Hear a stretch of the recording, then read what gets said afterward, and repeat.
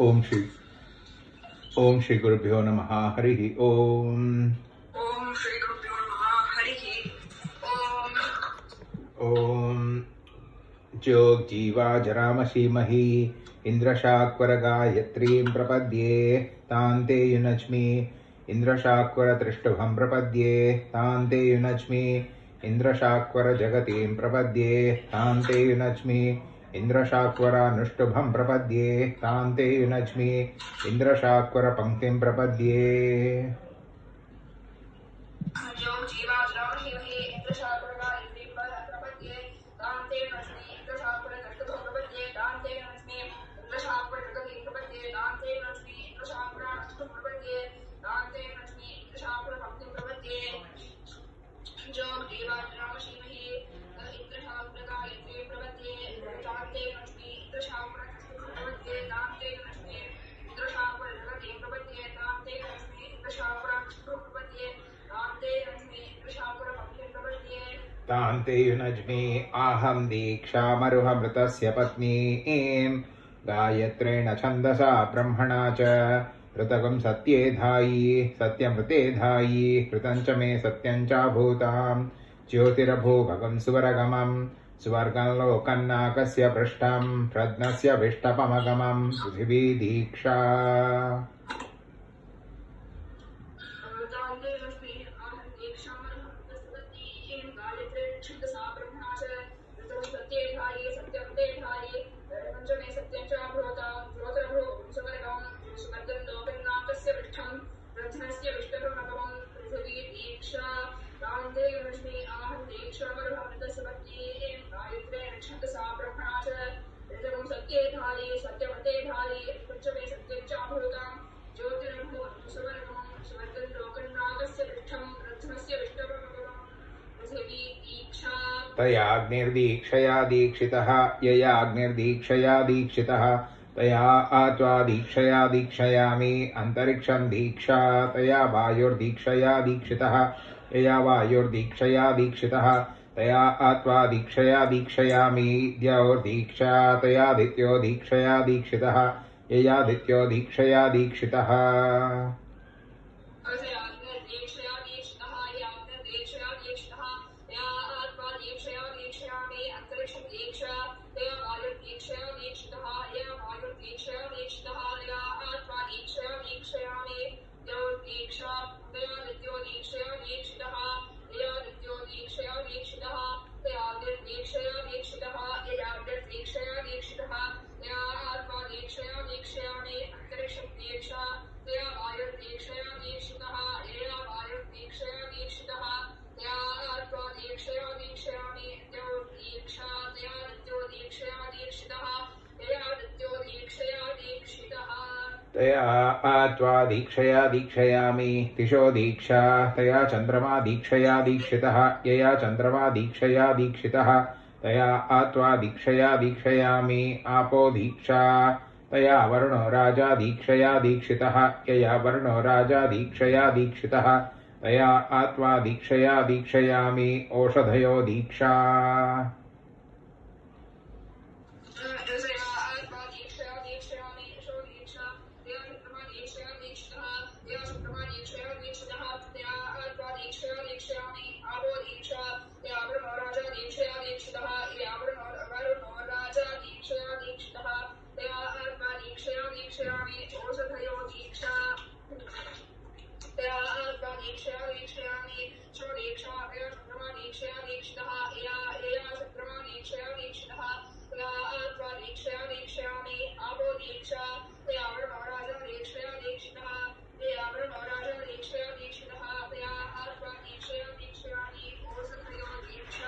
तया सोमो राजा दीक्षया दीक्षितः यया सोमो राजा दीक्षया दीक्षितः तया आत्वा दीक्षया दीक्षयामि वाग्दीक्षा तया अप्राणो दीक्षया दीक्षितः यया अप्राणो दीक्षया दीक्षितः तया आत्वा दीक्षया दीक्षयामि पृथिवी त्वा दीक्षमाणमनुदीक्षताम् अंतरिक्षं त्वा दीक्षमाणमनुदीक्षताम् द्यौस्त्वा दीक्षमाणमनुदीक्षताम्।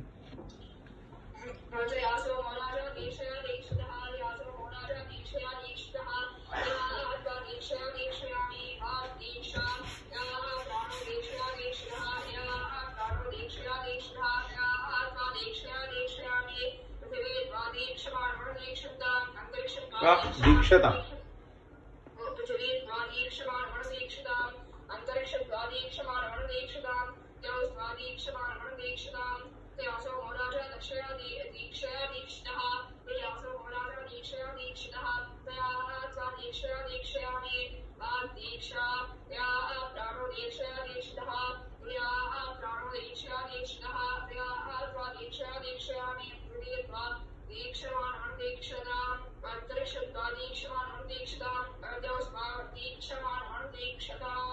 दिशस्त्वादीक्षमाणमनुदीक्षन्ताम् आपस्त्वादीक्षमाणमनुदीक्षन्ताम्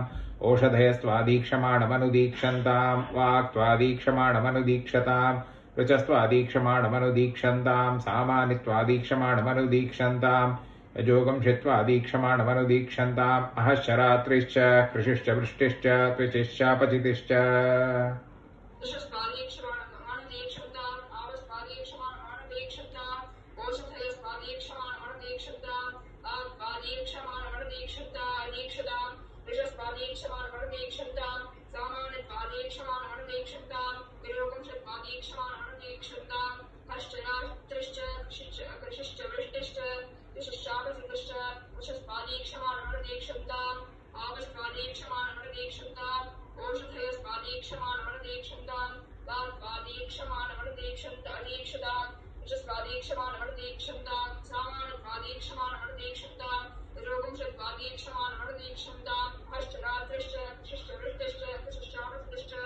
आपश्चौषधयश्च ऊर्जसूनृता च तास्त्वादीक्षमाणमनुदीक्षन्ताम् स्वेदक्षेदक्षपिते हसीद एवानागं सुम्नो महतेरणाय स्वासस्थस्तनुवासं विशस्व पिते वैधिसूनव आसुषेवः शिवो मा शिवमाविश सत्यम् आत्मा श्रद्धा मे क्षितिः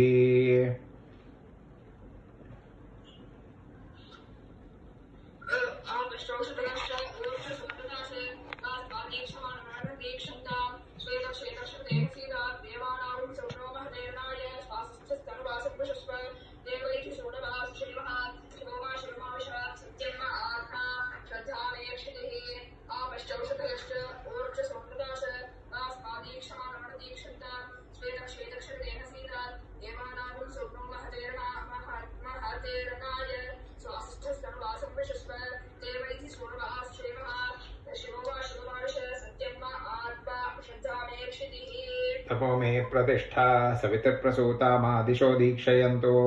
सत्यमस्मि अहं त्वदस्मि मदसि त्वमेतत् ममासि योनिस्तव योनिरस्मि ममैव सन्वः हव्यान्यग्ने पुत्रः पित्रे लोककृज्जातवेदः आजुह्वानः सुप्रतीकः पुरस्तात् अग्ने स्वायोनिमासीद साध्या अस्मिन् सधस्थे अध्युत्तरस्मिन्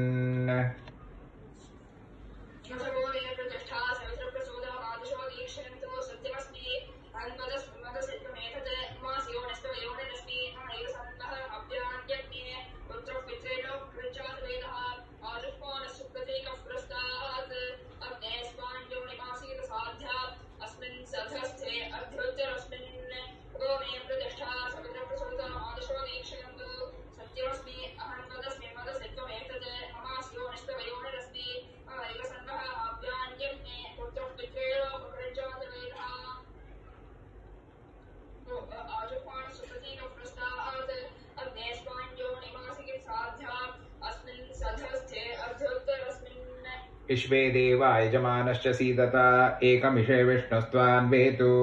द्वे ऊर्जे विष्णुस्त्वान्वेतु त्रीणि व्रताय विष्णुस्त्वान्वेतु चत्वारि मायो भवाय विष्णुस्त्वान्वेतु पंच पशुभ्यो विष्णुस्त्वान्वेतु षड्राय स्पोषाय विष्णुस्त्वान्वेतु सप्त सप्तभ्यो होत्राभ्यो विष्णुस्त्वान्वेतु सखायः सप्तपदा अभूम सख्यन्ते गमेयम्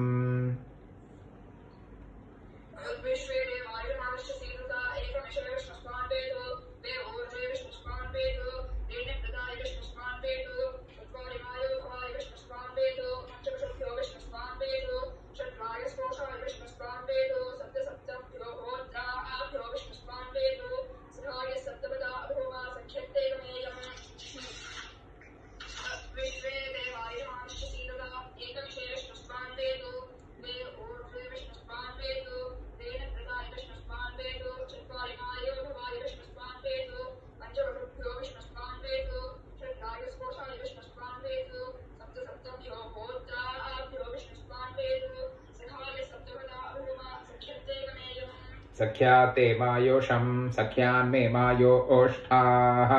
सासि सुब्रह्मण्ये तस्य आस्ते पृथिवीपादः सासि सुब्रह्मण्ये तस्य आस्ते अन्तरिक्षं पादः सासि सुब्रह्मण्ये तस्य आस्ते द्यौः पादः सासि सुब्रह्मण्ये तस्य आस्ते दिशः पादः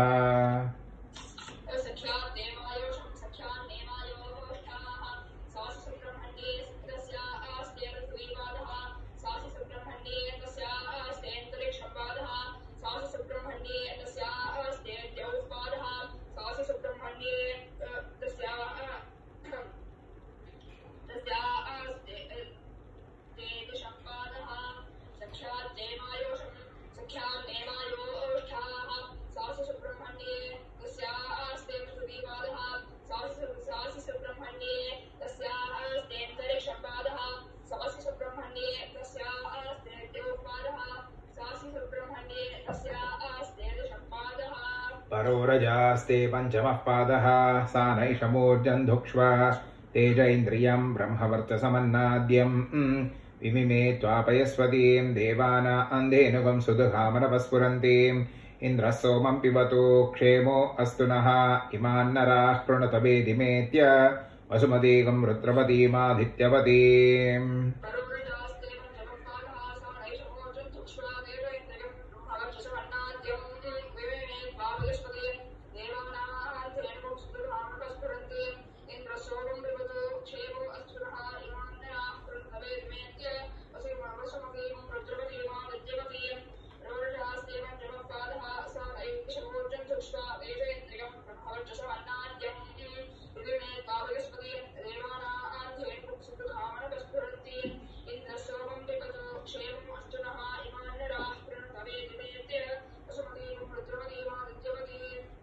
वर्ष्मन् दिवः नाभा पृथिव्याः यथा यजमानो नरिष्येत् देवस्य सवितुः सवे चतुष्शिखण्डा युवतिः सुपेशा कृतप्रतीका भुवनस्य मध्ये तस्यागं सुपर्णावधियौ निविष्टौ तयोर्देवानामधिभागधेयम् अपजन्यं भयन्नुदा अपचक्राणि वर्तय गृहगं सोमस्य गच्छतम् न वा उवेतन्म्रियसे नरिष्यसि देवागम् इदेषि पथिभिः सुगेभिः यत्र यन्ति सुकृतो नापि दुष्कृतः तत्र त्वा देवः सविता दधातु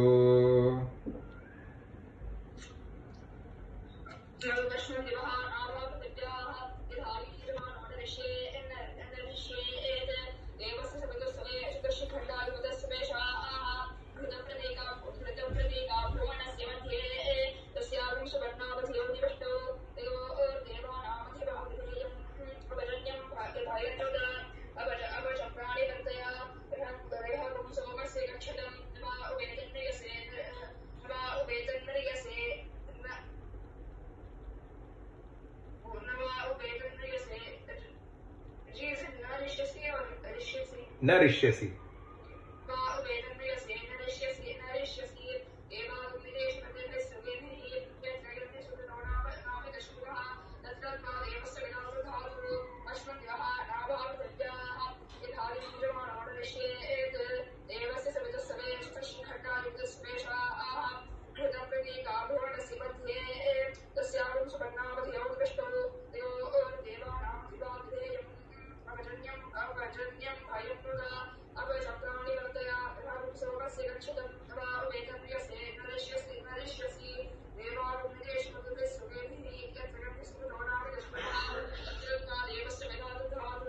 ब्रह्मणो यो निरगंहसः पङ्क्तिं प्रपद्ये दीक्षाययादित्यो दीक्षया दीक्षितस्तया आत्वा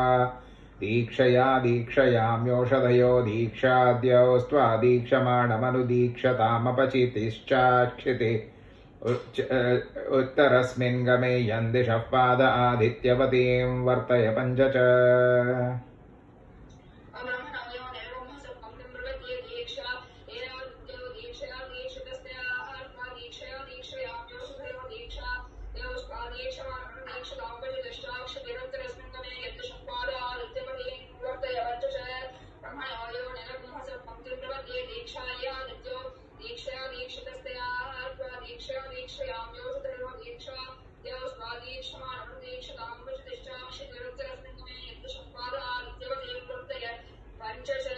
यदस्य पारे रजसः शुक्रं ज्योतिरजायत तन्नः पर्षदति द्विषः अग्ने वैश्वानरः स्वाहा यस्माद्भीषावाशिष्ठाः ततो नो अभयं कृधि प्रजाभ्यः सर्वाभ्यो मृडा नमो रुद्राय मीढुषे यस्माद्भीषान्यशदः ततो नो अभयं कृधि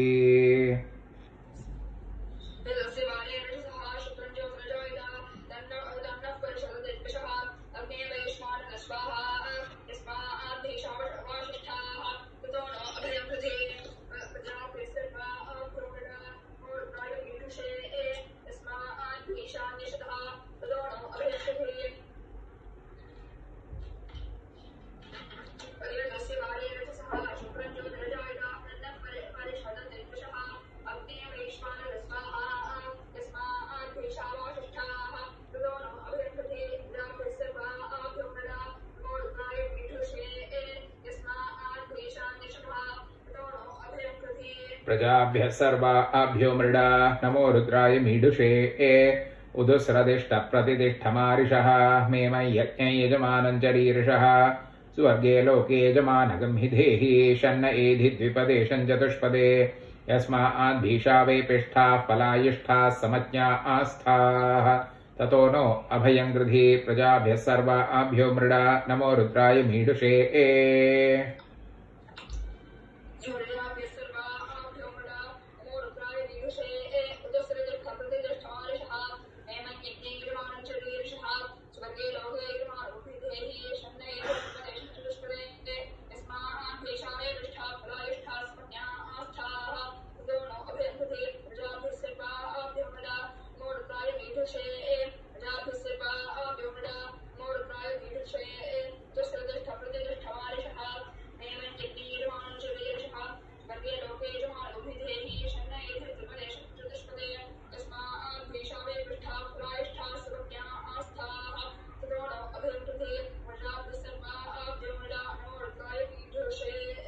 यैदमकः तस्मै नमः तस्मै स्वाहा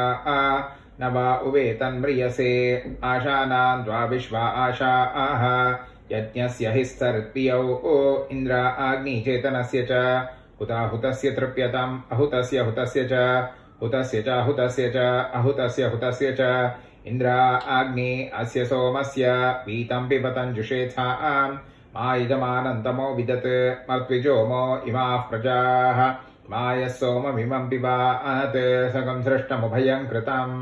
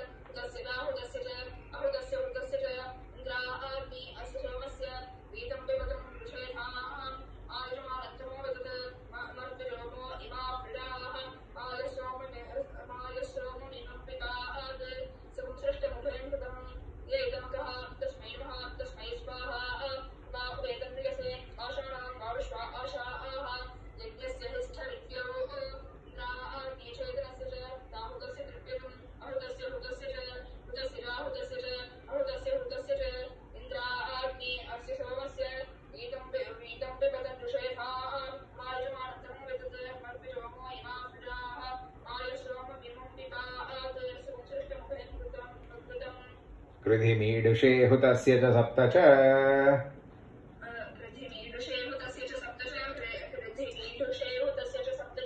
अनागसस्त्वा वयम् इन्द्रेण प्रेषिता उप वायुष्टे अस्त्वगं शभोः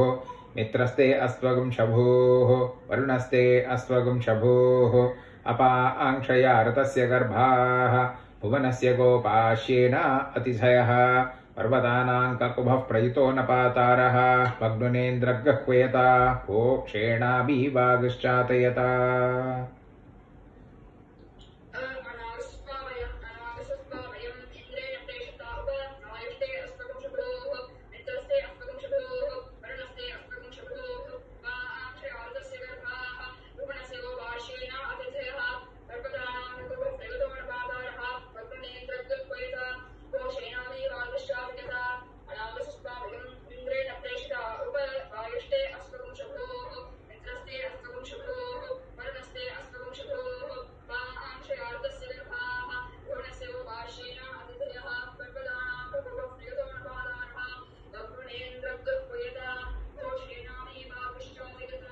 युक्तास्तवहता देवाग्रावाण इन्दुरिन्द्र इत्यपादिषुः ऐन्द्रमचुच्यवुः परमस्याः परावतः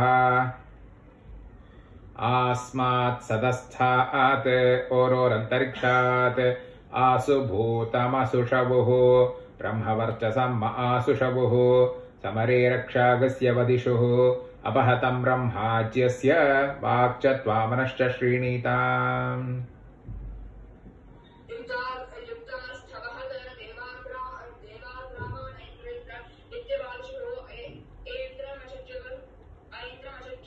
It is Indram.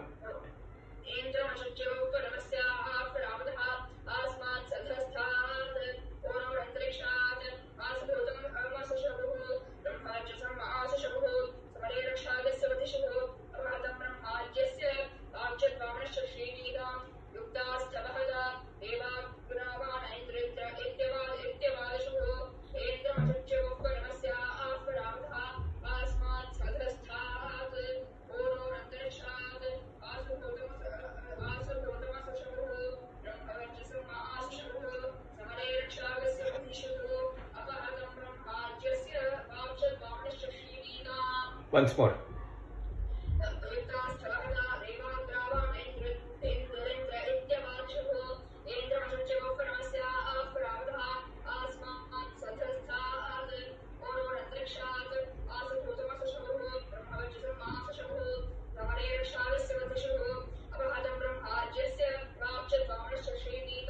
प्राणश्च त्वा पानश्च श्रीणीताम् चक्षुश्च त्वा श्रोत्रम् च श्रीणीताम् दक्षश्च त्वा बलम् च श्रीणीताम्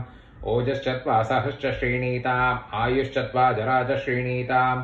आत्मा च त्वा तनुश्च श्रीणीताम् श्रुतोऽसि श्रुतम् कृतः श्रुताय त्वा श्रुतेभ्यस्त्वा यमिन्द्रमाहुर्वरुणय्यमाहुः यम् मित्रमाहुर्यमु सत्यमाहुः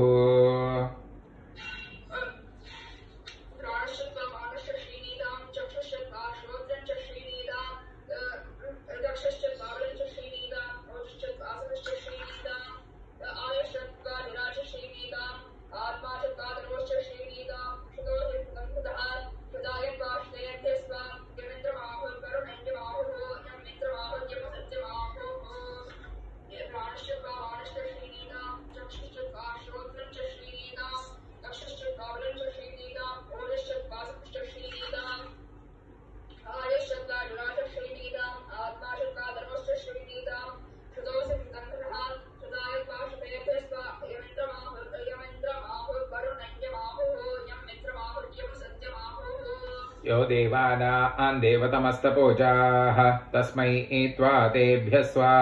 मयित्यदिन्द्रियं महत् मयि दक्षो मयि क्रतुः मयि धायि सुवीर्यं त्रिषुग्धर्मो विभातु मे आकूत्या मनसा सह विराजा ज्योतिषा सह यज्ञेन पयसा सह तस्य दोहमशीमहि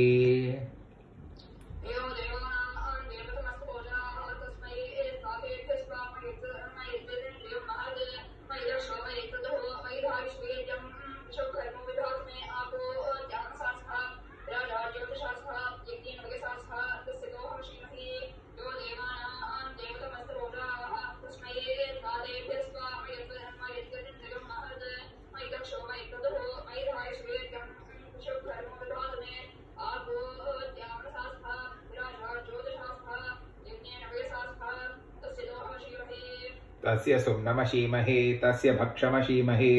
वाग्जुषाणा सोमस्य तृप्यतो मित्रो जनान् प्रसमित्र यस्मान्न जातः परो अन्यो अस्ति य आविवेश भुवनानि विश्वा प्रजापतिः प्रजया संविधानः त्रीणित्योदिगंसि सजते स षोडशी एष ब्रह्माय ऋत्वियः इन्द्रो नाम श्रुतो गणे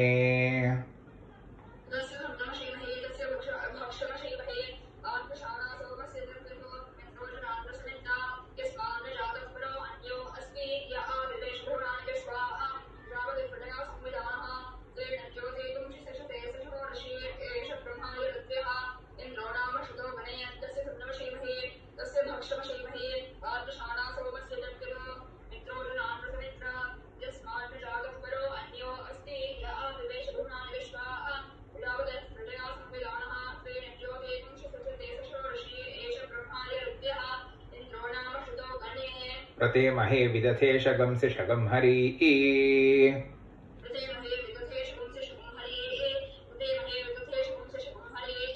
ॐ